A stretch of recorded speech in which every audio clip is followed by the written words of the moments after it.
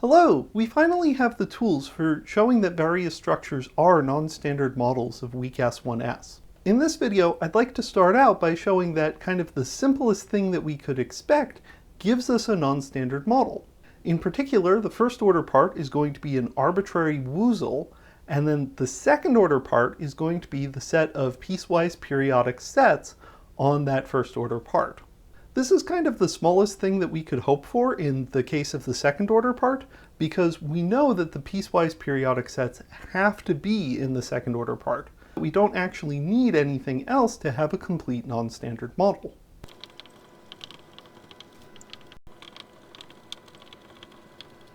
One of the things that we're going to need to do is pick a notion of modular congruence on A. For all of the standard elements of this model, we know what their congruences are modulo any concrete natural number. But we get to pick, for every non-standard part, we get to pick a single element and decide what sorts of modular congruences that element has modulo concrete natural numbers. Once we have a notion of modular congruence for our woozle, we can then define what it means to be a piecewise periodic set.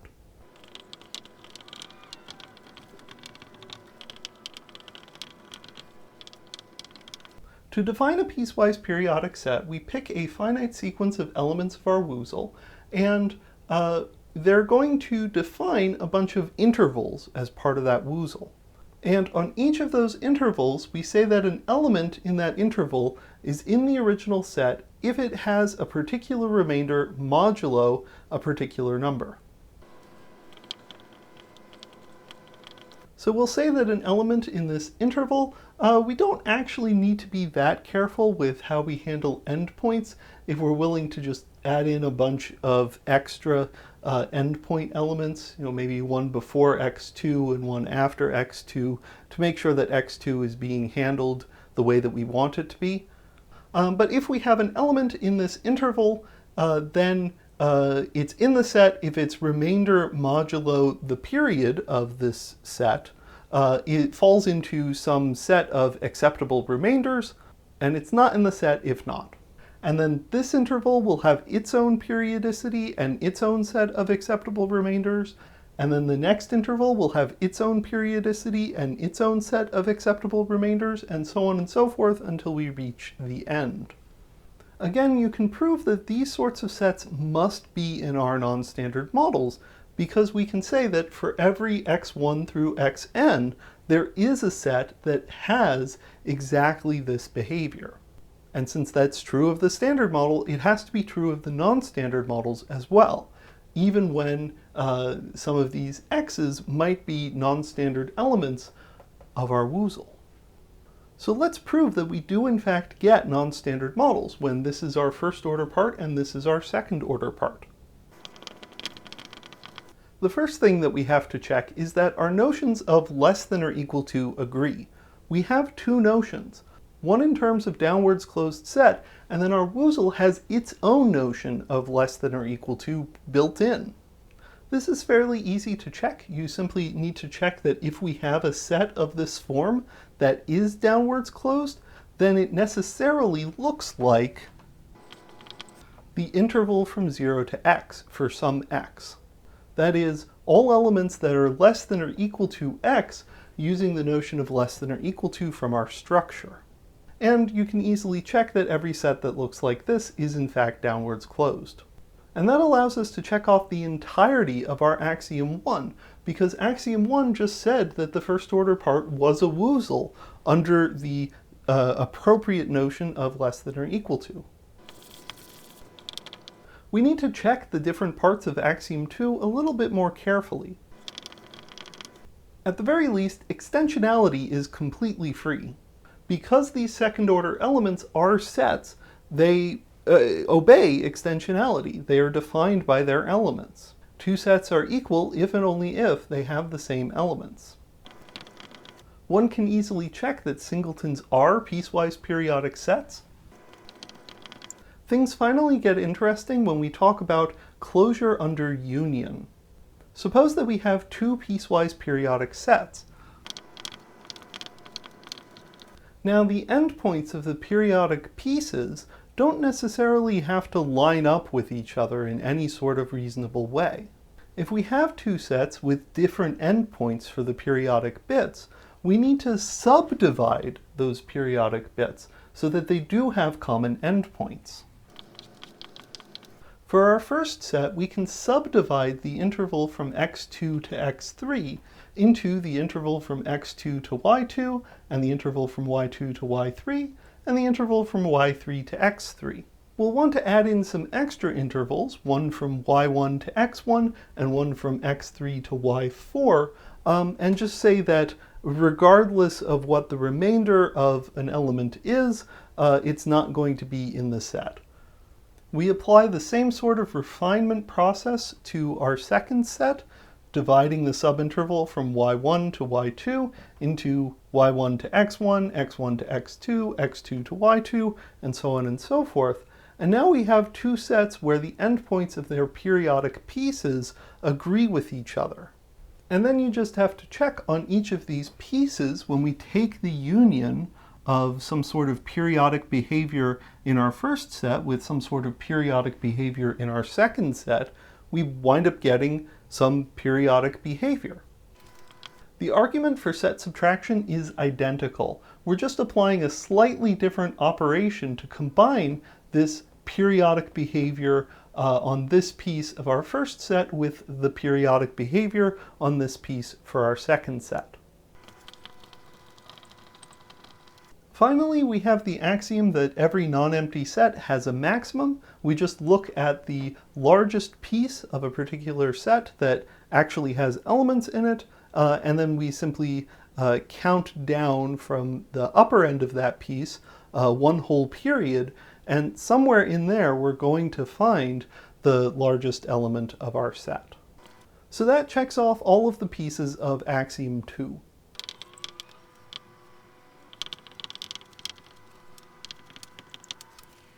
What about axiom 3? Remember that we have a separate axiom for each deterministic finite state automaton, where we've kind of modified these things to operate within weak S1S, that for any inputs to our automaton, there's going to be a run of our automaton. Again, we can't express this in full generality, but for any one specific automaton, we can come up with a formula that expresses this fact. And so this is really an infinite collection of axioms, one for each deterministic automaton. Our first step in finding this run is going to be to find a common refinement of x1 through xn. Each of these sets are going to be piecewise periodic, but again, their endpoints could be very different. And so what we want to do is combine all of their endpoints together, and that'll kind of subdivide each of our pieces, but that's okay. If the set is periodic on a large piece, then it's periodic on when we divide that set up into a bunch of smaller pieces. And so what we'll have are some common endpoints. And on each of these pieces, each of our sets is going to have periodic behavior. And in fact, we can, just by taking the least common multiple of all of those periods, say that the periodic behavior also has a common period. That is, when x1 through xn all have periodic behavior of different periods on this interval, well, there's going to be a common period that they all have. So let's say that we run these inputs through our automaton.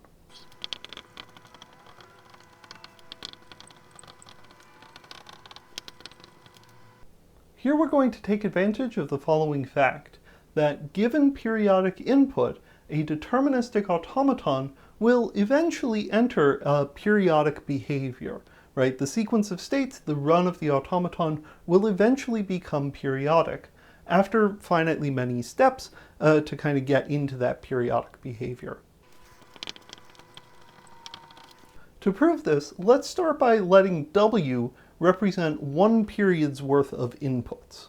Even though we're working with automata that take in sets as input, it helps to think of this in terms of the case of automata that take in words as input, right? We have some sort of sequence of characters, and we enter that sequence of characters, and then we enter that sequence of characters again, and so on and so forth. What does this do to the state of our automaton? Well, to start off, we're going to be in the start state, and then when we read in all of the characters of W, it's going to take us to some other state. And then when we read in all of the characters of W again, it's going to take us, step by step into another state. And then when we read in the characters of W again, it's going to take us in to another state. But here's the thing, there's only finitely many states. At some point, we're going to come back to a state that we've already been in. Possibly the start state, in which case we have one giant loop, but more likely it's going to be one of the other states later on in our run. And so what this run is going to look like is some random finite sequence of states, and then the states that we encounter going along this loop. Along each of these arrows, we're going to go through a bunch of intermediate states as part of reading each of the individual characters of our word W. And we're going to go through each of these states in a loop. And you can't see it in this diagram, but it's possible that a state shows up in different parts of the word W in each of these different arrows. That is possible. It's possible that there are some repetitions of states. But ultimately, the entire sequence of states is going to be periodic with this particular period. And so because of this fact, when we go to construct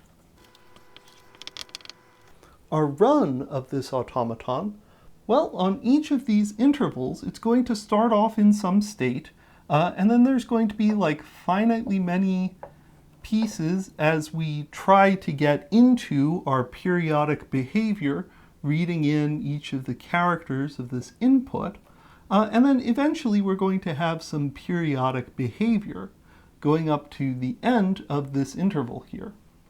And then on the next interval, we're going to have some finite startup potentially, followed by periodic behavior on the rest of the interval. So now our run is a piecewise periodic set, but it's going to have a much finer subdivision, right? We have to have like 1 unit long intervals for all of these finite startup pieces, and just specify the behavior on each of those intervals separately. Anyway, this run is going to be an element of our model. It's going to be a piecewise periodic set, so axiom 3a is satisfied, and axiom 4a, the proof is exactly the same, but in reverse. I've been very abstract up to this point, so I want to talk about what these piecewise periodic models look like for specific woozles. First of all, what if the first order part of our model is the standard woozle? It's just omega. Is it possible to have a non-standard model of WS1S where the first order part is the natural numbers? And the answer is no, provided that we're using the same notion of less than or equal to as the notion of less than or equal to on omega. Every set in the second order part has to be bounded above. We can write out a formula that expresses that. And so if the first order part is omega, then the only collections of natural numbers that are bounded above are the finite sets of natural numbers. And of course, we can't toss out any of the finite sets of natural numbers because they have to be in any non-standard model. We can describe any natural number as just a certain number of successors of 0. And so we can describe any finite set of natural numbers as just the unique set that just contains certain finite natural numbers. And so all finite sets of natural numbers have to be in any non-standard model. So we can't expand the second order part or contract the second order part. It just has to be the case that if our first order part is the natural numbers, then the second order part has to be the finite sets of natural numbers. It has to be the case that we're looking at a standard model of WS1S. So if we're going to be looking for non-standard models, we're going to have a non-standard first order part. And there's kind of a simplest non-standard woozle. What if we look at omega followed by 1 copy of the integers? something that looks like we have our finite part, our omega part, and then we have this infinite gap in the structure, an infinite jump from this part to this part. And then over here we just have a copy of the natural numbers centered around some arbitrary element C. And if we look at what it means to be a piecewise periodic subset of this set here, that just means that we have some finite intervals of natural numbers, and then at some point one of our intervals is, assuming we get this far, is going to contain the infinite jump. So let's say the interval from 5 to c minus 2 is going to be periodic on that interval. And then potentially a few more intervals after that, where again it's going to have some periodic behavior. But really, if we're talking about a set having periodic behavior on some finite interval, you can just say, oh, the period is longer than the interval, and just specify arbitrary behavior on that interval. So really what we're saying is that up to a certain point, this set has arbitrary behavior. It's just some random elements in the set and some random elements not in the set. And then on this infinite piece, it has to have periodic behavior. And then after that infinite piece, we're going to have, again, a bunch of finite intervals. So we have arbitrary behavior up to a certain point, up to the end of our piecewise periodic set. So again, on some interval, its elements could be in, could be out of the set. It's arbitrary. And then beyond a certain point, nothing's in the set anymore. Every element of this structure has to be bounded above. And so what we're really describing here are sets that are internally periodic. Or you might describe these sets as finite modifications of a periodic set up to a certain point. One can say that this structure here, whose first order part is omega plus z, and whose second order part is just the piecewise periodic sets, or the internally periodic sets, is the smallest non-standard model of weak S1S, although we have to be a little bit careful when we say that, because there's actually lots of models that look like this. Remember that when we're constructing this sort of model, we have a bunch of choices about how modular arithmetic works on the non-standard parts. In particular, we get to choose what the remainders of C are modulo all powers of primes. Some choices for the remainders of C will give us isomorphic structures where we've just kind of shifted everything over some amount. But other choices for the periods for C give us genuinely non-isomorphic structures, genuinely different structures. So there's actually a whole bunch of these simplest non-standard models. On the other extreme, we could have a woozle that has tons of integer parts. Let's say that we have one integer part for each rational number. So this structure is going to look like a copy of the natural numbers followed by just like a dense collection of copies of the integers. So there's going to be some copy of the integers here, and some copy of the integers before it, and some copy of the integers between those two, and some copy of the integers before that, and some copy of the integers between those two, and between those two, and one after this, and some more.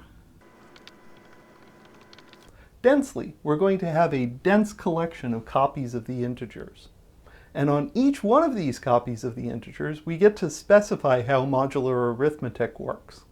We get to pick a point, and we get to decide what the remainders of that point are, modulo powers of primes.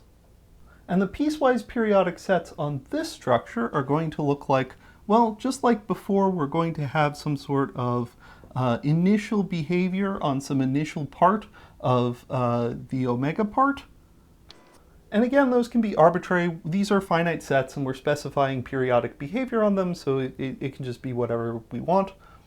But at some point, we're going to have the last piece that starts somewhere in the omega part. It's going to end somewhere in this non-standard part. And no matter how far towards the beginning we try to pick this endpoint, there's always going to be an infinitely many copies of the integers contained in this first interval here. And this will vary from set to set. You'll have one set that's periodic up to this bit, and then maybe another set that's periodic up to this bit, and then has different periodic behavior after that. So we can find periodic pieces that go as early as we want, but any of those pieces, well, there's still going to be infinitely many copies of the integers within that first periodic piece that extends off into the non-standard part. And then we have another periodic piece. It starts here, and let's say it goes into a different non-standard part. If it does that, if it goes into a different non-standard part, again, no matter how early we try to pick that, there's still going to be infinitely many copies of the integers that show up there. But we could also have a periodic piece that starts in one copy of the integers and ends in that same copy of the integers. And again, because this piece is finite, we can specify arbitrary behavior on this piece. And then eventually this piecewise periodic set will have its largest piece, and then after that, no elements further are contained within the set. So we get this very strange structure where when we look at any one particular set within that structure, it's going to have periodic behavior that spans potentially a whole bunch of copies of the integers, with potentially some finite modifications here and maybe here and maybe here, scattered throughout the set. Of course, only finitely many finite modifications. I've mentioned this before in the video where I was talking about the natural numbers with successor as a first-order structure, but I want to recall how to prove that an axiomatization has to be infinite. I claim that there is no finite axiomatization of weak S1S, that it was genuinely necessary to have infinitely many axioms, whether they're, in our case, an infinite collection of axioms iterating over all possible automata, or in the case of an induction-based axiomatization where we have one axiom for each logical formula.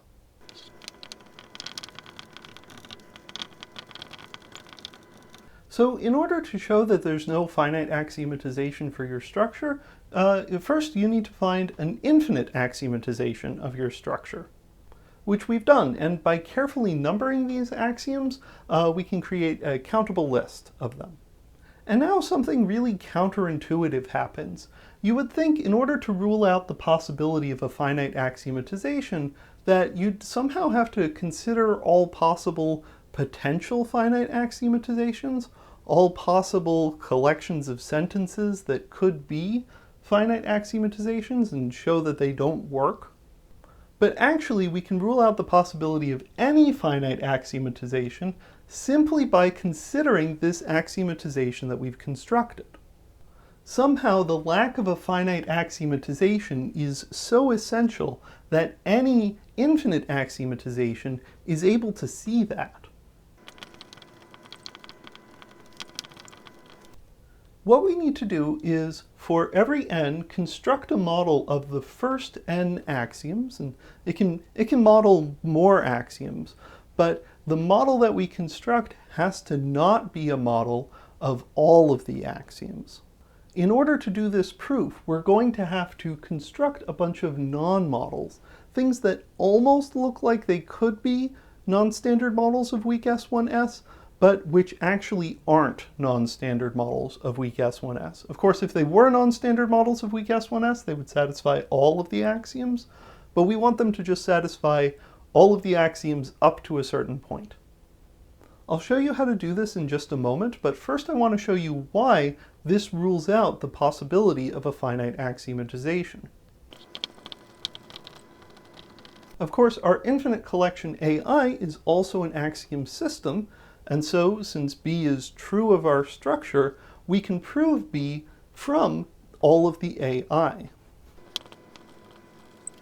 And then, because B is an axiomatization, we can use it to prove any of these true statements about our structure. It's worth noting that my use of the term axiomatization sort of hides the fact that we're taking advantage of the model existence theorem. That if a collection of sentences is consistent, then it has a model, and of course if it has a model, then it's consistent. So the existence of models corresponds to logical consistency. In the same way here, I'm using the term axiomatization to refer to both describing a collection of models, in this case the non-standard models of weak S1S. That is, these models should be exactly the things that satisfy all of the axioms in an axiomatization, but also the fact that if we have an axiomatization, any fact about these models can be proved from the axiomatization. So again, here we're going back and forth between model existence and proofs. But we're allowed to do that, and this is one of the counterintuitive consequences of that fact, that we can reason about whether or not there's a finite axiomatization just by looking at one specific infinite axiomatization. So let's spell out what we have here. We have the ability to formally prove B, which we can just and together all of the axioms to make this a single sentence because it's only a finite collection. We can prove this one sentence from the AIs. But of course, if you look at any proof, it's only going to have finitely many lines. It's only going to refer to finitely many axioms. So actually, it's not just the case that from all of the AIs we can prove B, but rather from some finite list of AIs we can prove B. Well, here's the thing. From this finite list of A's, we can prove B, and from B we can prove all of the A's.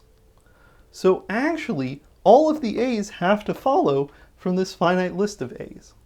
In some sense, our axiomatization has to say all that it wants to say within the first M axioms, and then everything else is just redundancy. But we know that can't be the case because we have, by assumption, a model of axioms A1 through AM, in this case, that isn't a model of all of AI. That is to say, from A1 through AM, we can't prove all of the AIs. So we have a contradiction here. So now that we have this tool for showing that a particular structure doesn't have a finite axiomatization, let's apply it to weak S1S.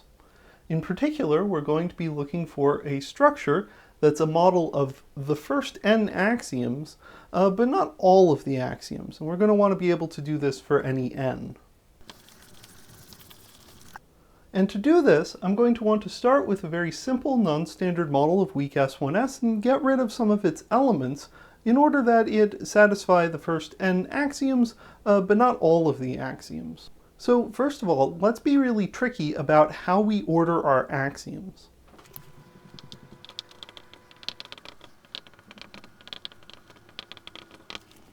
First, I'm going to want to list our axioms from axiom 1 and axiom 2. And then I'm going to want to combine the axioms, 3 and 4, for just the one-state automata. There are infinitely many one-state automata, because we could have them have as many inputs as we like, but up to applying some sort of character-wise transformation on the input, there's only finitely many one-state automata, and we really only have to express runnability for those. Then we have axiom 4 for the one-state automata, just reverse runnability, same thing. Then we have axioms 3 and 4 for the two-state automata, and axioms 3 and 4 for the three-state automata, and axioms 3 and 4 for the four-state automata, and so on and so forth. And what we're looking for is we're looking for a structure that satisfies some initial segment of these axioms, but doesn't satisfy all of them. So our initial set of axioms is going to express, well, it's going to express all of axioms 1 and 2. Of course, if we're looking at an initial set that doesn't make it this far, that just includes some initial set of 1 and 2, that's fine. We can increase the set of axioms and look for a structure that satisfies more axioms, but still not all of the axioms, and that's perfectly fine. So here we're looking for a structure that satisfies axioms 1 and 2, and runnability and reverse runnability for automata up to Q states. Now let's let P be a prime that's larger than Q. And we're going to get rid of this prime number. I hope nobody was using it. And what does it mean to get rid of it? Well, when we're talking about these second order elements of our structure, we're going to require that the periodicities not have P as a factor. Of course, this doesn't influence these finite bits. These finite pieces, again, can have just arbitrary behavior that's perfectly fine. What we're going to do is we're going to require that this infinite piece of our piecewise periodic set does not have period which is divisible by P. So our set is going to look like some finite behavior followed by periodicity, periodic behavior of a period that's not divisible by P, and then some more finite random behavior. And of course, just like in the case of our actual non-standard model, we're going to have to toss in second order elements that are just finite sets of natural numbers, and then don't include anything after a certain point. So this bit is empty and these bits are empty. But that's perfectly fine. Empty is a type of periodic behavior of period 1, and random behavior could include not including anything. So I claim that this structure, where we've kind of removed the ability to be periodic of a period that's divisible by P, still satisfies axioms 1, 2, and the runnability and reverse runnability axioms up to Q states, but does not satisfy the runnability axioms for P states. Right? You could imagine an automaton with P states that's just a giant loop, and it takes in just a constant input and moves around that loop one step at a time. And so the run of that automaton on a constant input is just going to be a looping behavior of period P. So most of the proofs that this structure satisfies these axioms here don't actually change. All of axiom 1 is unchanged. In the case of axiom 2, all we have to do is prove that we're still closed under union and set subtraction, which just requires a little bit of careful bookkeeping on the end of our original proof of closure. And then you just have to check on each of these pieces when we take the union of some sort of periodic behavior in our first set with some sort of periodic behavior in our second set, we wind up getting some periodic behavior, where the periods are going to wind up being some factor of the least common multiple of the periodicities that we see in the two sets that we're trying to take the unions of. As a consequence, if our large prime P doesn't show up as a factor of the periodicity for this set, or for the periodicity of this set, it's also not going to show up as a factor of the periodicity for the union. So we still have closure under unions. The argument for set subtraction is identical. We're just applying a slightly different operation to combine this periodic behavior on this piece of our first set with the periodic behavior on this piece for our second set. And then for runnability and reverse runnability of automata with less than P states, we again just have to do a little bit of bookkeeping in our original proof of closure. In this part of the proof, we need to pay very close attention to what sorts of periods we wind up getting in our runs. First of all, because each of the inputs doesn't have the prime P as a factor of any of their periodicities, the overall periodic behavior of the inputs as a whole on each of these subdivisions is going to be some factor of the least common multiple of those periodicities, and so isn't going to have P as a prime factor. In other words, W, the behavior that gets repeated, is not going to have length divisible by P. As we've seen, automata can have their own periodicity inside of them, and that's kind of captured by this loop here. The length of each of the edges of this loop is the length of W, but the total number of W's in the loop is going to be the total number of arrows is going to be some number less than the total number of states of the automaton. So we'll let L be the number of W's showing up in this loop here, in this case 3. And so the total length of this loop is going to be the length of W times L.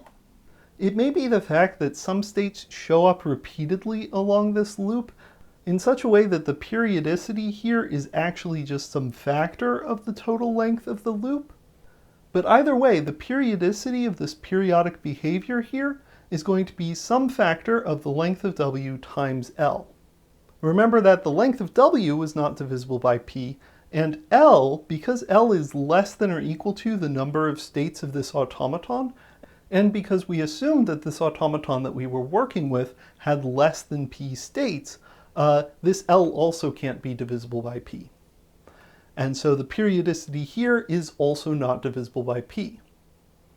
So we don't have to worry about getting runs that aren't in our proposed non-model. And again, the same proof works in the case of axiom 4.a. And so this shows that no finite initial segment of my axiomatization fully captures what it means to be a non-standard model of weak S1S. An infinity of axioms being necessary for this particular type of axiomatization implies that actually infinitely many axioms are necessary regardless of how we're going to axiomatize weak S1S. So this is very nice. It rules out the possibility that in my axiomatization of weak S1S I haven't included like infinitely many axioms that weren't necessary.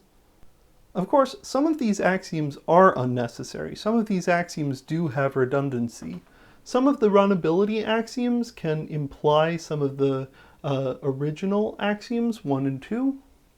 And of course, runnability for two-state automata implies runnability for one-state automata, because we could just take our one-state automaton and add a state that never gets used, and our two-state automaton axiom would imply that our one-state automata had a run. So thanks for watching. Leave any questions or comments you have down below, and I hope to see you in the next video.